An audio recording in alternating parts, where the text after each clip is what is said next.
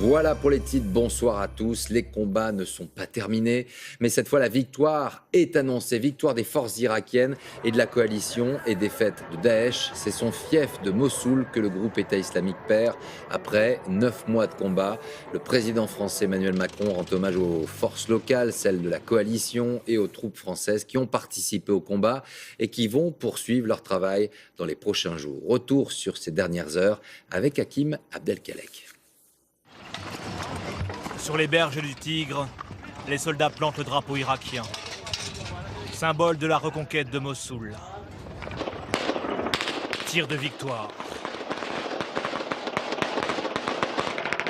Les drapeaux noirs de Daesh, des souvenirs de guerre désormais. À Mossoul, c'est jour de fête pour les soldats irakiens. Après 9 mois de bataille acharnée. Drapeau national sur le dos, le Premier ministre irakien est venu à Mossoul annoncer lui-même la victoire de ses troupes sur l'État islamique. Dans la vieille ville, il y a pourtant encore une poche de résistance de 600 mètres carrés.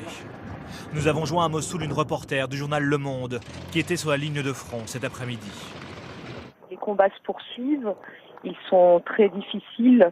Il y a tous ces combattants en fait djihadistes qui sont retranchés dans ces 600 mètres carrés avec de nombreux civils. Donc leurs estimations étaient ce matin de 700 combattants.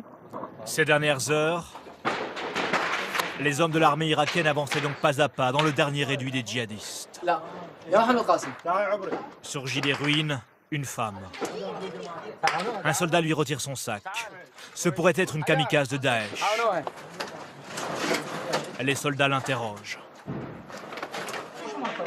Pourquoi t'es pas parti hier? À cause des snipers. Une balle claque. Un soldat semble blessé. D'autres civils s'extirpent des décombres.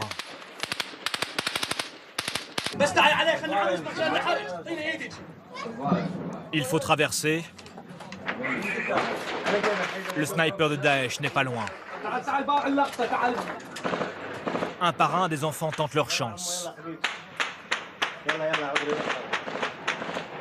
Pour les protéger du sniper, les soldats tirent en rafale. Un militaire se veut rassurant. Il prend une balle.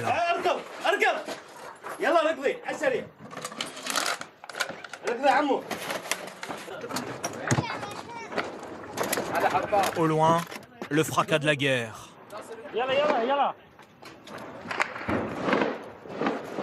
Pour ces femmes et ces enfants, ce sont les derniers pas de leur marche vers la liberté.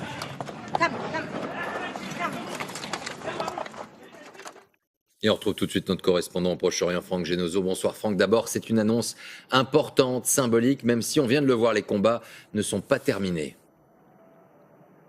Oui, il reste effectivement quelques poches de résistance, des combattants isolés qui refusent de se rendre et qui se battront jusqu'à la mort. Des tirs ont même été encore entendus ce soir dans Mossoul, mais ça n'est pas de nature à remettre en cause cette victoire. Ce soir, l'armée irakienne contrôle bien l'intégralité de la vieille ville de Mossoul. Autre question, le prix à payer pour cette bataille est très lourd. Mossoul, on l'a vu, est aujourd'hui une ville quasiment détruite. Oui, et selon l'Organisation des Nations Unies, la bataille de Mossoul a tout simplement, je cite, dépassé les pires scénarios envisagés avant l'offensive. Il y a eu des milliers de morts parmi la population civile, 900 000 déplacés, des quartiers entièrement détruits. Il n'y a plus d'eau, plus d'électricité. Il faudra des mois pour tout déblayer, tout déminer. En clair, ce soir, eh bien, Mossoul est bel et bien reprise, mais elle a été reprise au prix fort. Merci Franck. Alors pour bien comprendre l'enjeu de ces batailles qui sont en train de se jouer à la fois en Irak mais également en Syrie, retour sur ces derniers mois de combat avec Claire Colnet. Depuis plus de 3 ans, c'était le bastion du groupe État islamique en Irak. Mossoul, deuxième ville du pays avec ses 2 millions d'habitants avant la guerre. C'est ici, dans cette mosquée, que le leader des djihadistes, Abu Bakr al-Baghdadi, avait choisi de proclamer le califat.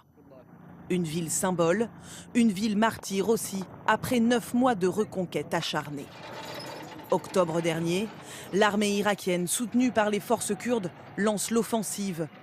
Sur la route de Mossoul, les soldats progressent, village après village, et découvrent les pièges abandonnée là par les djihadistes. Vous voyez là, sous la couverture dans la maison, c'est du TNT, de l'explosif. Appuyée par les frappes de la coalition internationale, notamment la France et les États-Unis, l'armée entre dans Mossoul début novembre. 6000 djihadistes y sont alors retranchés. Il faudra 3 mois aux forces irakiennes pour reprendre la partie est de la ville. 6 pour parvenir à assiéger les derniers combattants de l'État islamique dans les ruelles étroites de la vieille ville. C'est le début de la bataille finale. Une lutte au corps à corps, quartier après quartier, pour ces soldats irakiens. Il y a des mines partout, dans les bâtiments, les appartements et même dans les rues. Des semaines de bataille acharnées qui seraient sur le point de s'achever enfin. Mossoul, regagnée par l'armée régulière irakienne. Autre coup de projecteur avec vous, Dorothée Olyrek. Bonsoir Dorothée, vous étiez en Irak il y a plusieurs semaines, notamment à Mossoul. Dorothée, ce soir, le groupe État islamique subit une nouvelle défaite. Pour autant, que reste-t-il de Daesh? Écoutez, en Irak, il reste quelques centaines de combattants tout au plus, mais regardez cette carte. En 2014, les combattants du groupe État islamique étaient très implantés jusqu'aux portes de Bagdad. Ils étaient environ 6000 combattants. Aujourd'hui, où sont-ils? Eh bien, ils sont en Syrie, à Raqqa, 3 à 4 000 combattants, et dans cette ville de Deir ez-Zor où on compte 600 combattants de Daesh. Donc, les soldats de Daesh sont aussi regroupés là.